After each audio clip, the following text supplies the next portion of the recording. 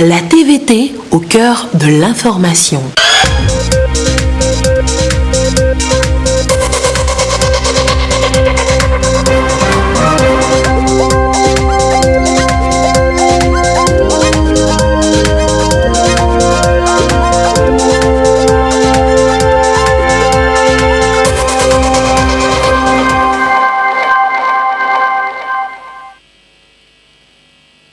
Bonsoir madame, bonsoir monsieur. D'abord les titres de ce journal.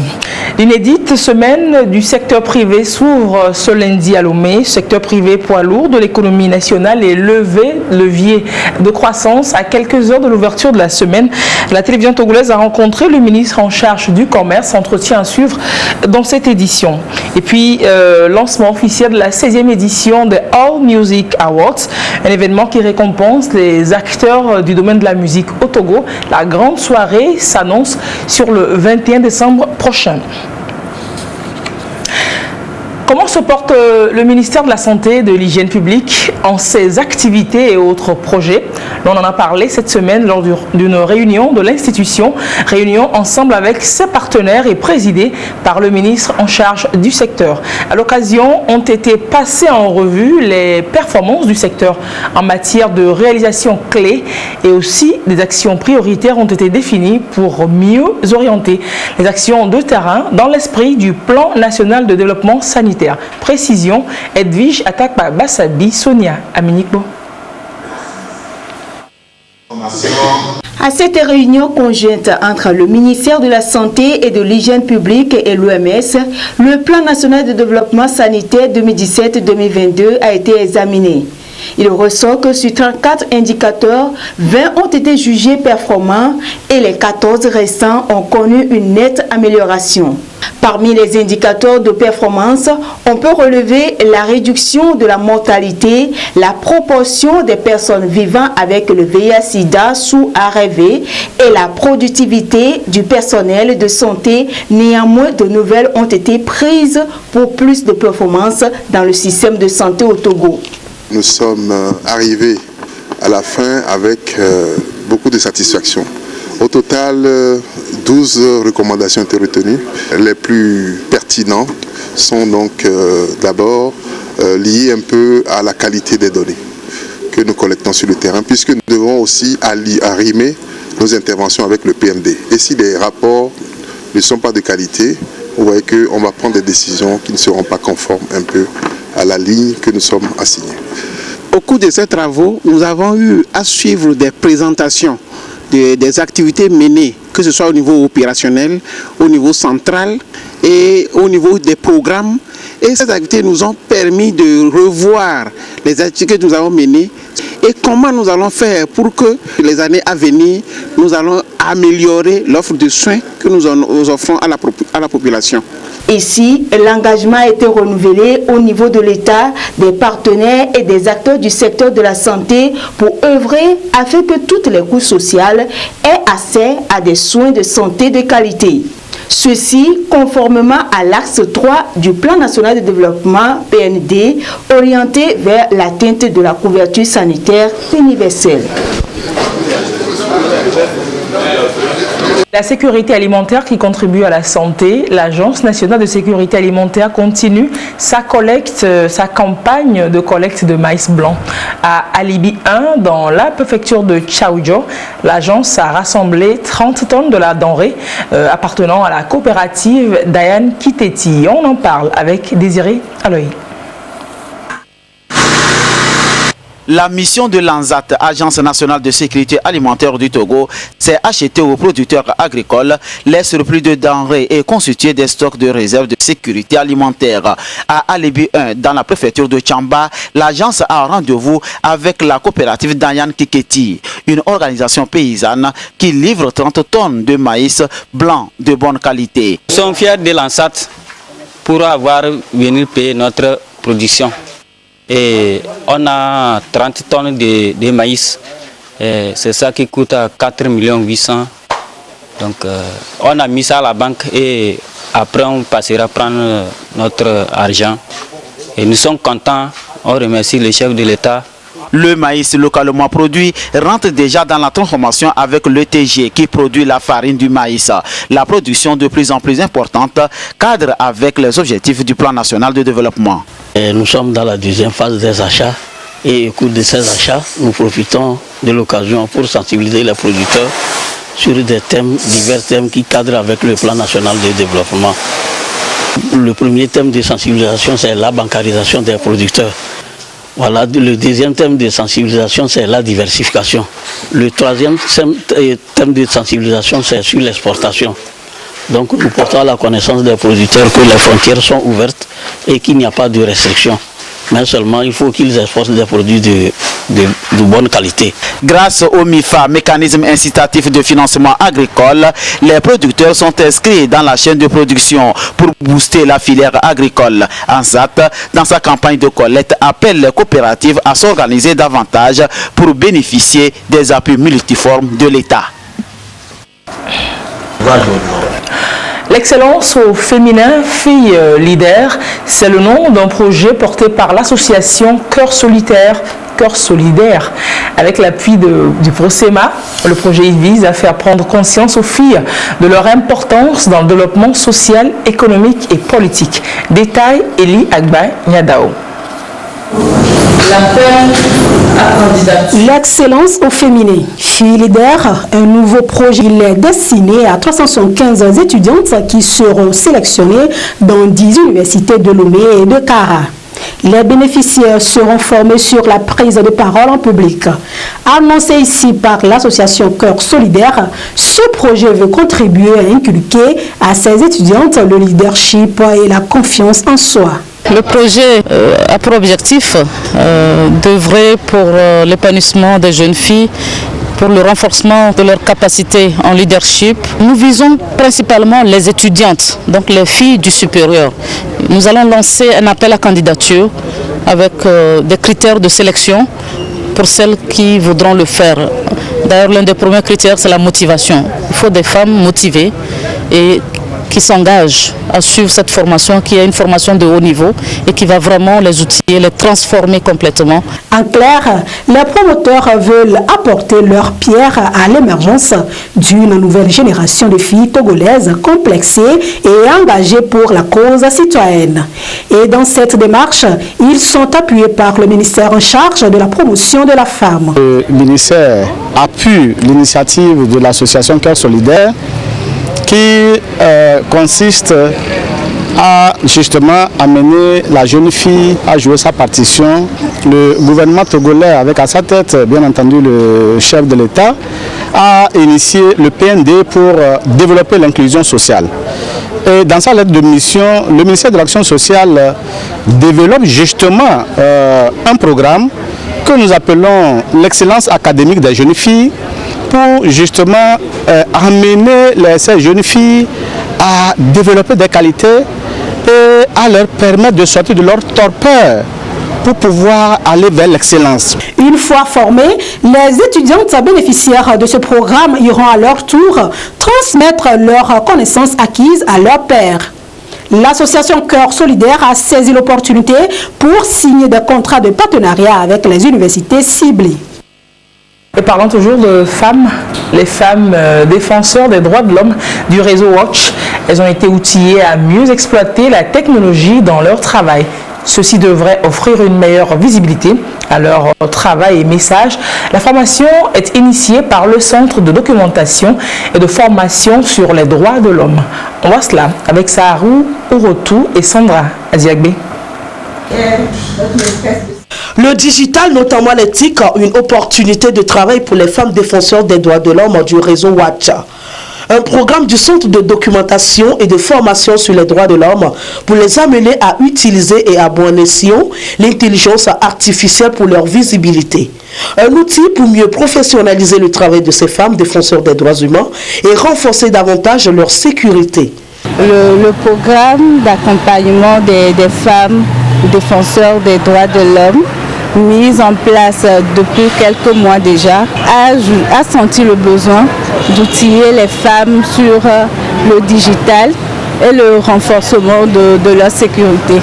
Aujourd'hui, les réseaux sociaux sont très utilisés Et les femmes défenseurs des droits de l'homme, nous nous sommes dit, si elles aussi sont outillées sur l'utilisation par exemple de ces réseaux sociaux, elles pourront promouvoir mieux les droits de l'homme. Au sein de ce programme, elles œuvrent sur 3 thématiques. La cohésion sociale, le changement climatique et puis les violences faites aux femmes. Le réseau Watch, réseau de femmes défenseurs des droits de l'homme, promeut la professionnalisation du travail des défenseurs des droits de l'homme. Il est structuré en 3 grands groupes à l'échelle nationale et internationale, au niveau des régions du Togo et des jeunes défenseurs des droits humains. Le centre de documentation. Et on met le cap sur la COSA. Les conseillers municipaux de la commune COSA 1 ont tenu une session extraordinaire. Les élus de cette commune veulent être au parfum des dossiers en attente avant la session budgétaire. La séance d'ouverture a été marquée par la présentation du programme d'appui à la décentralisation par l'unité qui gère le programme. Nestor Mouzou, reportage. Les conseillers municipaux de la commune COSA 1, issus des élections du 30 juin, ont pris fonction le 14 octobre. Le travail doit pouvoir commencer, alors il faut vite s'imprégner des dossiers. C'est ce qui justifie la tenue de cette session extraordinaire. Section couplée de la présentation aux conseillers et au nouvel exécutif du programme d'appui à la décentralisation PAD 2. À l'ordre du jour, il faut mettre en place des commissions. Il y a le règlement intérieur qu'il faut adopter. Alors, avant de l'adopter, il faut l'étudier. Donc, des documents préparatoires ont été élaborés. Et bientôt aussi, ça sera la session budgétaire. Toutes ces questions sont des questions extrêmement importantes sur lesquelles nous devons communiquer. Nous avons commencé par regarder dans les dossiers et dans la foulée, il fallait découvrir les différents partenaires qui travaillent avec la commune. Et il y a un partenaire extrêmement important qui concerne le projet d'appui à la décentralisation. Il y a des aspects qui ont été déjà entamés, d'autres qui sont encore un peu dans le circuit. Il fallait donc qu'avec les collègues conseillers, nous puissions comprendre le contenu de cette convention de coopération. Le programme d'appui à la décentralisation est à mettre au registre de la relance de la coopération germano-togolaise. Il est financé conjointement par la Banque allemande de développement, le gouvernement togolais et les communes bénéficiaires. L'agence d'exécution des travaux urbains AGETUR Togo est le maître d'ouvrage délégué. Nous avons commencé ce projet en 2017 avec l'ancienne équipe. Nous avons choisi la construction de l'état civil et la réhabilitation, bien la construction du marché de Wakada. Le projet est conçu pour 3 ans. Et les études sont déjà lancées en cours d'exécution. Après les études, on va recruter une entreprise qui va se charger de l'exécution du projet. Le programme d'appui à la décentralisation vise à renforcer les villes secondaires afin qu'elles deviennent des pôles de croissance régionaux à travers la promotion des circuits économiques, particulièrement par l'utilisation pérenne des équipements et infrastructures marchandes fournis ou réhabilités et qu'elles contribuent à l'amélioration des conditions de vie des populations. Et la décentralisation ainsi en cours, on la doit aussi aux populations. Les cadres UNIR du Moyen Mono sont ainsi allés au contact de leurs militants à la base. C'est une tournée entamée il y a 2 semaines à travers les cantons de la préfecture pour remercier ces personnes, donc ces populations, pour leur mobilisation permanente pour la cause du parti. Pierre Soussopo pour le compte-rendu. C'est par des sons de castagnettes et de tam-tam qu'ils ont été accueillis dans ce village du pays, dans le canton de Tado. Les cadres du parti Union pour la République, avec à leur tête Demis Victor Sossou, sont allés à la rencontre de leur population à la base. D'abord, un face-à-face avec les têtes couronnées du milieu, puis une rencontre élargie aux populations. Et comme le moment s'y prête, ils ont exprimé leur gratitude aux uns et aux autres pour la mobilisation permanente pour la cause du parti uni. Les élus locaux ont salué cet acte de reconnaissance et déjà, ils affûtent leurs armes pour les échéances à venir. En réalité, c'est une activité symbolique par commune qui permet maintenant à nos conseillers unis d'aller vers les populations dans tous les cantons, dans tous les villages pour pouvoir avoir un plan d'action. La préfecture du Moyen-Mono a bénéficié récemment des gestes de générosité du président de la République, gestes exprimés en dons de table-banc, matériel didactique, infrastructures scolaires et sanitaires. Les cadres du milieu ont pour la circonstance dit merci au chef de l'État. Depuis un moment, le président de la République s'intéresse beaucoup aux problèmes de santé et a doté chaque région d'une clinique mobile qui a effectivement commencé les activités depuis lundi passé.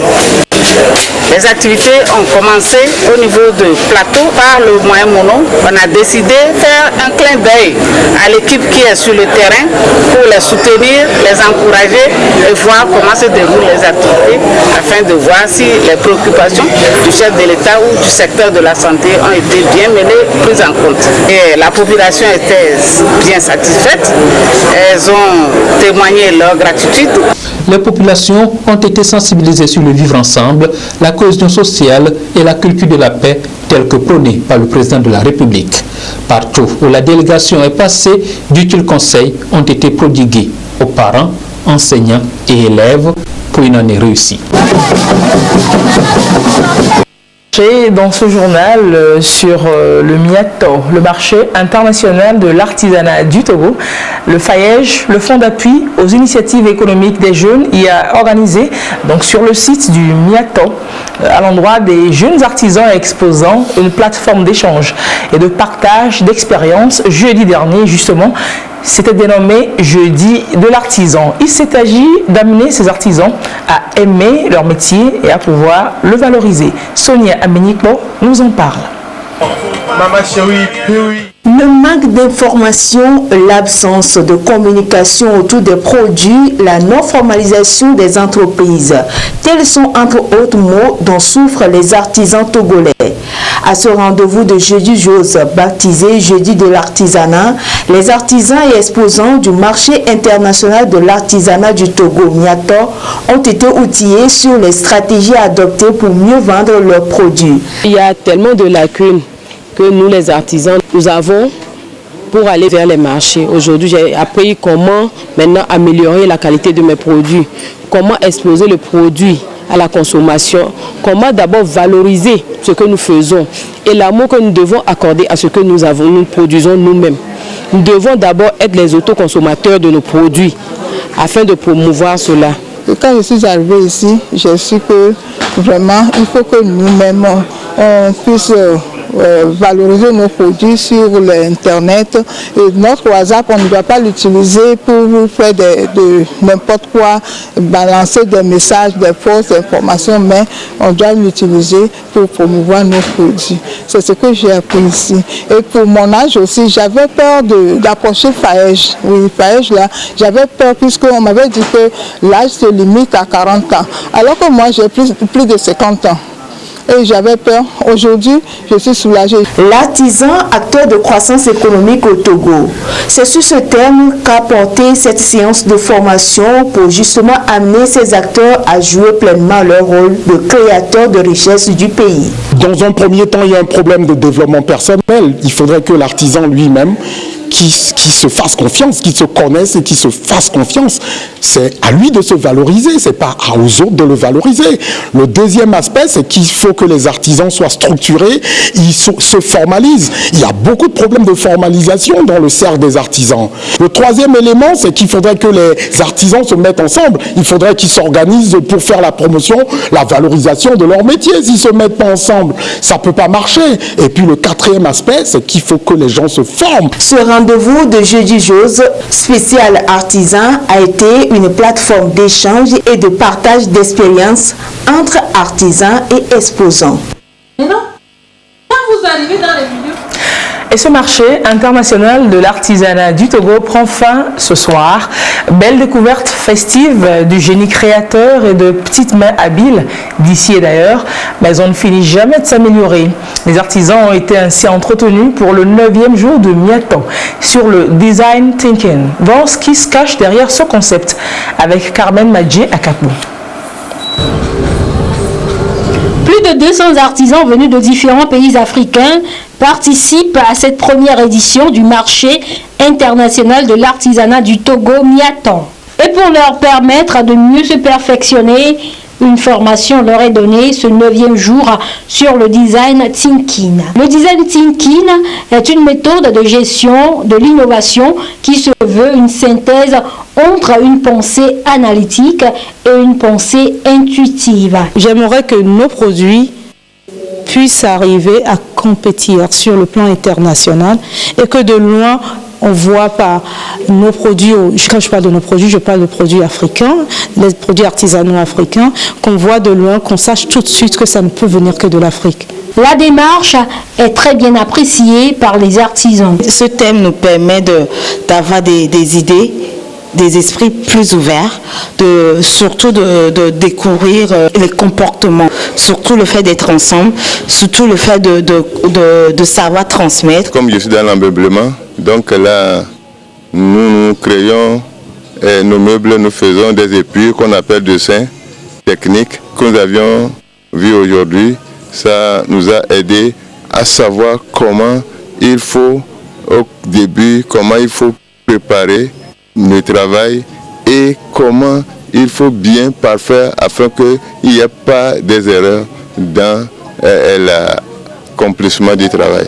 Avec le marché international de l'artisanat du Togo Miatan, les artisans togolais et africains sont fiers d'avoir joué leur partition dans la croissance économique du Togo. L'inédite semaine du secteur privé s'ouvre ce lundi à Lomé, je vous le disais en titre déjà. Le secteur privé, poids lourd de l'économie nationale et levier de croissance, toute la pertinence de politiques et d'actions visant à accompagner donc les entreprises à améliorer leur productivité. Cet événement se situe dans la logique et à quelques heures, la télévision togolaise a rencontré le ministre en charge du commerce. Nous vous proposons de suivre l'entretien avec Nadège Nyanya. Le Togo vient d'obtenir un bon score dans le dernier classement Doing Business et l'on sait le rôle important joué par les acteurs du secteur privé. Ces derniers sont d'ailleurs appelés à plus d'engagement aux côtés du gouvernement. Et dans la foulée se tient la première édition de la semaine du secteur privé du 4 au 8 novembre 2019. Pour en savoir un peu plus sur cet événement, nous sommes sur ce plateau avec Emmanuel Kodjo Adedje, ministre du Commerce, de l'Industrie, du Développement du secteur privé et de la promotion de la consommation locale.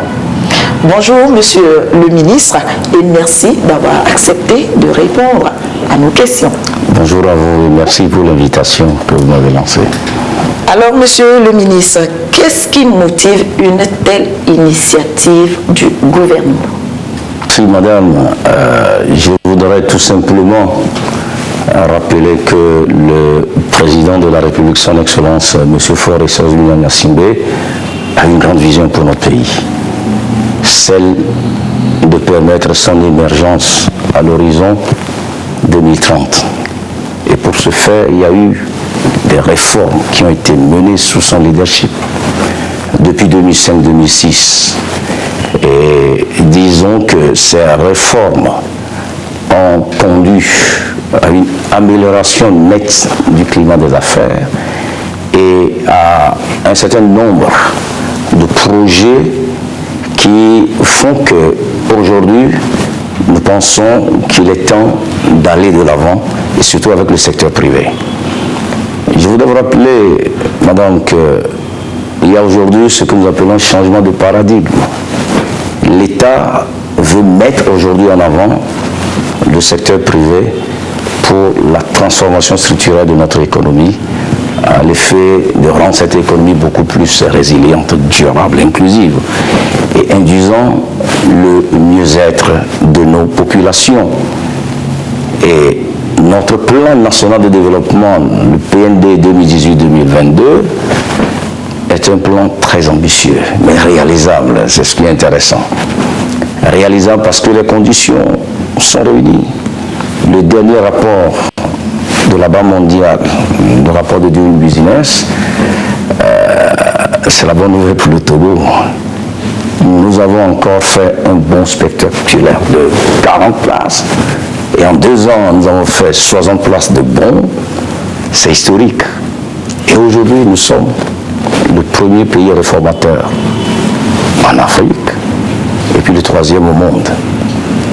Alors, lorsqu'on attend que le financement du PND, qui se chiffre à 4 622,2 milliards de nos francs CFA, que le secteur privé, que ce soit togolais ou étranger, surtout togolais, puisse apporter les 2 tiers de ce financement-là, il faudrait qu'on mette ce secteur privé-là en valeur, en production, le faire connaître davantage. Et je terminerai en disant que le gouvernement a formalisé un cadre d'échange avec le secteur privé par le décret numéro 2017-049 du 31 mars de l'année 2017 et qui permet donc au secteur privé et au gouvernement d'être ensemble pour conduire le développement de notre pays et atteindre l'objectif d'émergence à l'horizon 2030. Et pour toutes ces raisons-là, je crois que ça fait sens que nous puissions instituer au niveau gouvernemental la première édition de la semaine du secteur privé. Félicitations alors pour le Togo, pour ce bond remarquable, ou plutôt très remarquable. Oui, tout à fait. Alors, quels sont les thèmes qui seront abordés au cours de cette semaine consacrée au secteur privé? Oui, nous avons un thème central que vous retrouvez là, secteur privé moteur de croissance et du développement socio-économique de notre pays. Le thème de base. L'événement est placé sous le haut patronage de son Excellence, Monsieur le Président de la République. C'est lui le visionnaire. Et donc la référence va toujours à lui, ça c'est clair. Alors nous avons des sous-thèmes, des thématiques qui vont être abordées par rapport à ce que nous recherchons à l'issue de cette semaine-là. Le PND, il faut le mettre en œuvre, donc c'est des opportunités qui s'offrent au secteur privé, donc c'est l'un des panels, nous avons une dizaine de panels, défis et opportunités dans la mise en œuvre du PND. Donc nous allons décortiquer tout cela et essayer de dégager un certain nombre d'éléments qui nous permettront, ou qui permettront au secteur privé et au gouvernement d'aller de l'avant. Il y a une préoccupation en matière de financement, surtout des PME, PMI. Nous en avons suffisamment, ça c'est dans toutes les économies. Ces PME, PMI occupent la grande partie du secteur privé, 90% à peu près dans toutes les économies. C'est cela. Donc, il y a cette préoccupation de comment les financer. Ça se passe, mais nous voulons quand même réfléchir ensemble avec le secteur privé. Vous savez, lorsque vous offrez des services, il faut essayer d'avoir des retours des bénéficiaires. Donc, c'est ce que nous ferons, un exercice que nous ferons ensemble. Il y a d'autres thématiques que je vous ai parlé d'une dizaine. La femme, son intervention dans le développement du secteur privé, parce que vous avez des femmes aujourd'hui qui se positionnent très bien. Le Made in Togo, c'est leur job. Et n'oubliez pas que le Togo est reconnu pour son textile, le textile, les nanabins, etc. Donc, d'autres thématiques seront abordées, notamment la zone de libre-échange continentale africaine, la ZLECAf, qui entre en vigueur, si tout va bien, nous prions l'Éternel pour que ça aille bien, au 1er juillet de l'année prochaine, ça va être une opportunité. Vous voyez, le Togo, c'est vrai, nous sommes 7,6 millions d'habitants, mais lorsque nous mettons en œuvre le PND, lorsque nous visons surtout l'axe 2, qui parle de pôles de transformation agricole, manufacturier et d'industrie extractive, écoutez, on veut augmenter de façon substantielle la production.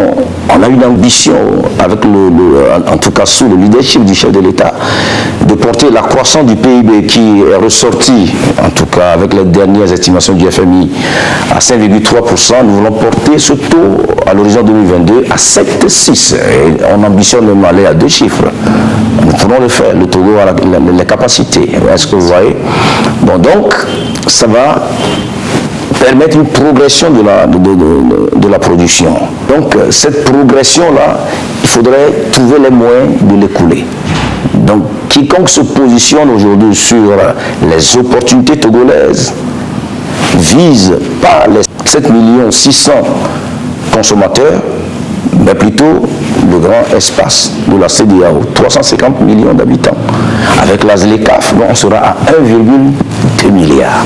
Donc c'est des opportunités pour le secteur privé et il va falloir qu'au cours de cet événement, nous puissions en parler.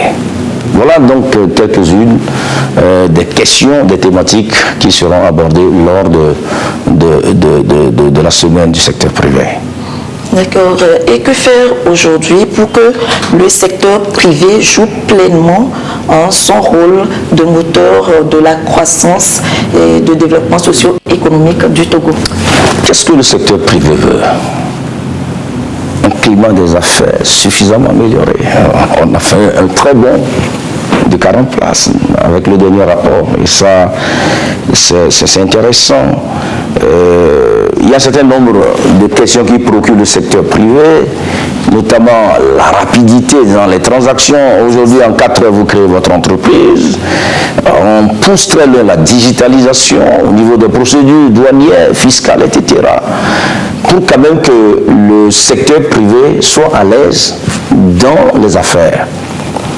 Et la troisième préoccupation du secteur privé, c'est une réduction des coûts. Et aujourd'hui, on a travaillé, le gouvernement a travaillé suffisamment sur ces préoccupations-là, que ce soit dans le domaine du foncier, de création, de mutation, etc. Tout ce dont le secteur privé a besoin, il y a des efforts qui se font avec des résultats qui sont disponibles aujourd'hui pour que ce secteur privé-là puisse être à l'aise. Et d'ailleurs, le fait d'organiser une semaine en son honneur est quand même un plus pour amener ce secteur privé à prendre plus conscience, et ils le font déjà, que la balle, en tout cas le gouvernement leur fait un lit confortable sur lequel ils pourront être à l'aise. Est-ce qu'on peut déjà avoir une idée sur les résultats escomptés? En termes de résultats escomptés, je crois que nous avons cheminé ensemble, on s'est dit beaucoup de choses. La semaine du secteur privé que nous sommes en train d'organiser devrait nous faire passer à la vitesse supérieure. Ouais, les projets du secteur privé qui sont dans les pipelines, qu'on les réalise. Parce que n'oublions pas que le PND ambitionne de créer 500 000 emplois à l'horizon 2022, justement. Et c'est surtout avec le secteur privé. Donc on invite que les banques puissent accompagner, que le gouvernement puisse continuer, comme il le fait déjà, de sécuriser le foncier, parce que les industries ont besoin d'un pied à terre, de se positionner sur un sol. Vous voyez, que ces projets-là, on puisse rapidement les mettre en œuvre, que ce soit dans l'axe 1 ou l'axe 2 ou l'axe 3, qui est d'ailleurs la résultante des 2 premiers axes, et dont les fruits, les retombées vont aux Togolais et aux Togolaises. Qui sont alors les participants à cette rencontre?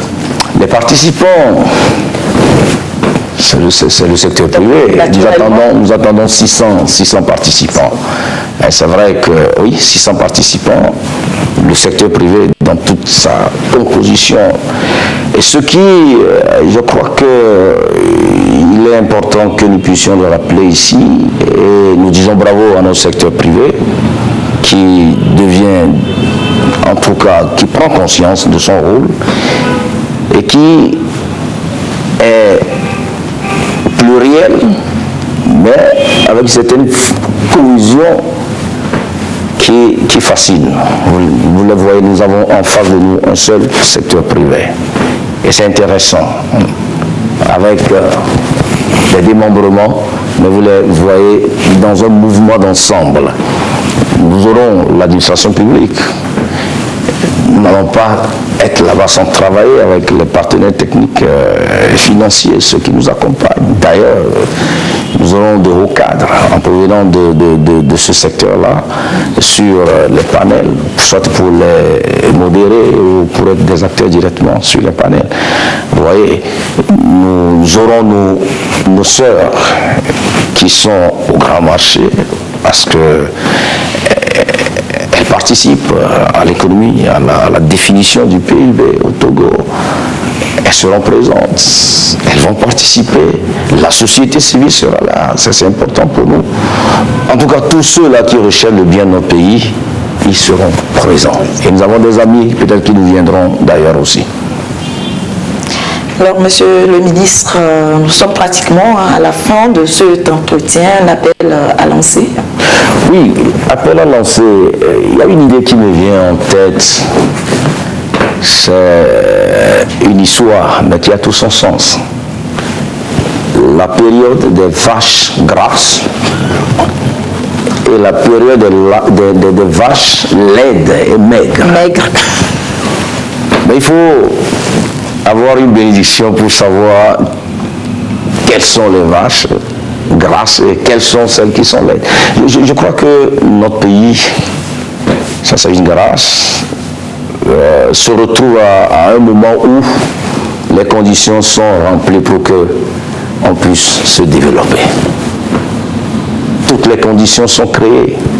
Les baromètres l'ont suffisamment démontré. Et je demande que le secteur privé sorte, que l'administration également fasse le mouvement et que tous ceux-là qui veulent se positionner sur ces opportunités-là puissent répondre présent à ce grand rendez-vous national. Parce que c'est une semaine qui embrasse tout le pays. Et surtout qu'à la fin, nous puissions dire enfin, nous pourrons ensemble travailler dans le sens de l'émergence du pays à l'horizon 2030, en lien avec la grande vision de son Excellence, Monsieur le Président de la République. Je vous remercie parce que vous nous donnez cette opportunité, Madame.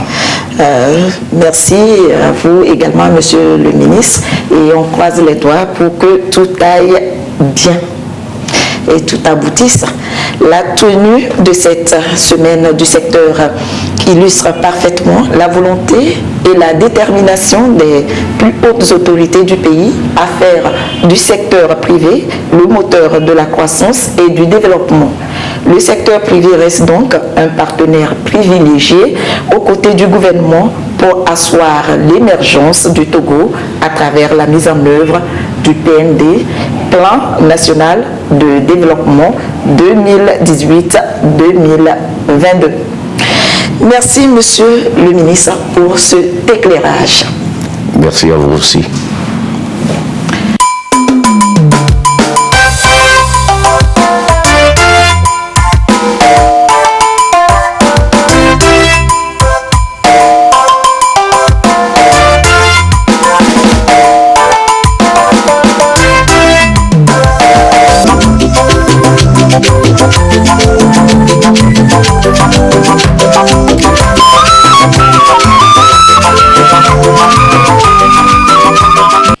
là l'entretien de la télévision togolaise à travers la voix de Nadège Niagnan avec M. le ministre en charge du commerce à la veille de l'ouverture de la semaine du secteur privé au Togo. La semaine s'ouvre donc demain.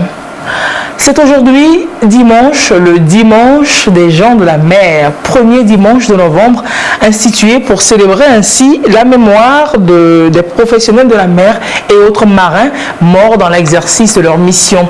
Une prière œcuménique a été adressée à leur endroit à Lomé. Les temps forts avec Saharu Urotu, Isaka Aruna et Yata Aretem. Au cours de cette célébration œcuménique, les autorités portuaires, les familles et proches se sont souvenus des marins disparus. Ça fait presque 25 à 28 années que nous le célébrons. Au vu des calendriers de nos églises protestantes et catholiques, ils se sont basés de le faire tous les premiers dimanches du mois de novembre. Nous collaborons ensemble dans un culte œcuménique pour la mémoire de ceux qui ont œuvré pour que le transport maritime fleurisse. À la chapelle Stella Maris du foyer des marins du port autonome de Lomé, ils ont prié pour le repos de leurs âmes. Dans son homélie, l'aumônier du port de Lomé, le révérend père Magloire Souan, a rendu un hommage mérité aux gens de mer qui, par leur courage et leur persévérance, assurent la transaction des marchandises et matières premières indispensables pour la vie des populations. C'est au cœur de leur vie quotidienne que Jésus prend les hommes et les femmes. C'est au cœur de notre existence de chaque jour qui nous appelle à le reconnaître. Ils étaient fatigués, ces pêcheurs, autour de Simon-Pierre. Et le jour se lève sur le lac. Toute la nuit, ils ont travaillé dans le froid, dans l'humidité, dans la fatigue. Jésus passe dans notre vie et c'est au cœur même de nos situations sociales et familiales, professionnelles. C'est au cœur même de nos activités qui nous appellent à jeter de nouveau les filets. Le travail des gens de mer est essentiel pour notre vie quotidienne. Après la messe, les autorités portuaires, les familles et fidèles se sont dirigés vers le port où ils ont jeté un bouquet de fleurs à la mer en mémoire des marins disparus. Et c'est la fin de ce journal. Merci de l'avoir suivi. On va se séparer sur cette pensée de Confucius qui disait « Choisissez un travail que vous aimez et vous n'aurez pas à travailler un seul jour de votre vie. » Passez une très belle semaine et à très bientôt sur la télévision togolaise. Au revoir.